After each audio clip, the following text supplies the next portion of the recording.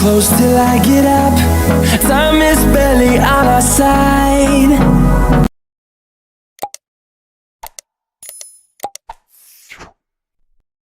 Fra Nikola Tavelić, potomak ugledne hrvatske plemićke obitelji, rodio se u Šibeniku. Kao mladić stupio je u Franjevački red u Bribiru, gradu knezova Šubića.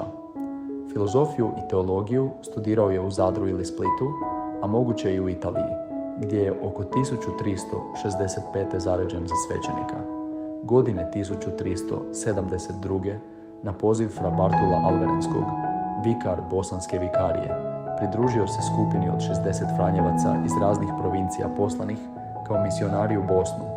Tijekom 12 godina fra Nikola je neumorno propovijedao i svjedočio evanđelje svojim primjerom, pridonijevši obraćenju tisuća krivovjeraca.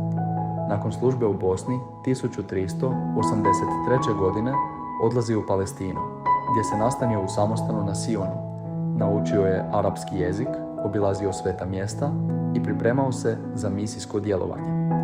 Zajedno s braćom Deodatom iz Ruticinija, Petrom iz Narbone i Stjepanom iz Cunea, hrabro je svjedočio vjeru pred jeruzalemskim kadijom. Zbog svoje ustrajnosti osuđeni su na smrt i pogubljeni 14. studenoga 1391. godine. Fra Nikola je ubrzo postao štovan kao svetac i mučenik, osobito u rodnom Šibeniku. Papa Leon XIII. 1899. godine potvrdio je njegovo štovanje, a Pavao VI. ga je 1970. godine, zajedno s mučeničkom braćom, svečano proglasio svetim pred tisućama Hrvata iz cijeloga svijeta.